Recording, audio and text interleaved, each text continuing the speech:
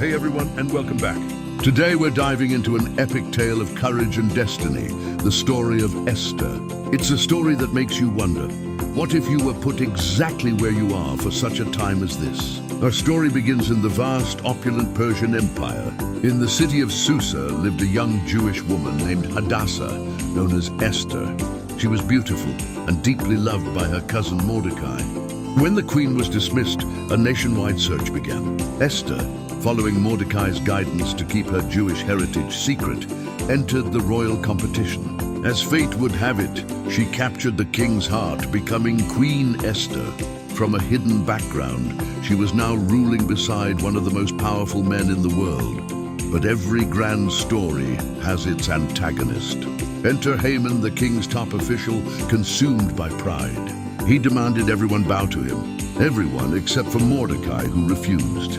Infuriated, Haman hatched a wicked plan to annihilate all the Jewish people throughout the empire.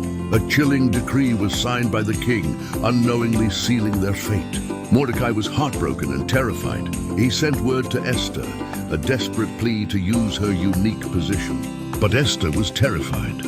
Approaching the king without being summoned meant death unless he extended his golden scepter. She hadn't been called in 30 days. This was a potential death sentence. Her initial reply reflected her fear, but Mordecai's response echoed with conviction. Do not think that because you are in the king's house, you alone will escape.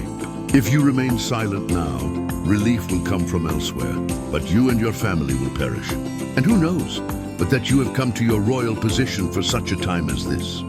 Those powerful words changed everything.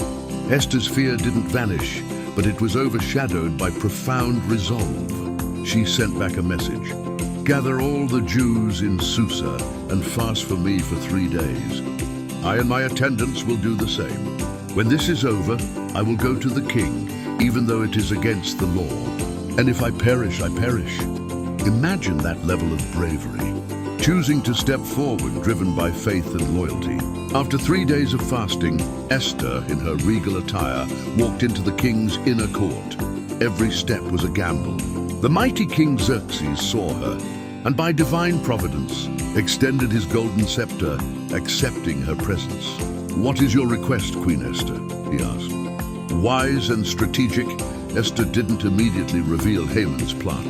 Instead, she invited the king and Haman to a private banquet, and then to a second banquet. It was there, at this climactic second banquet, that Esther, with a trembling voice but unshakable steel, laid bare Haman's wicked scheme. She wasn't just saving her people.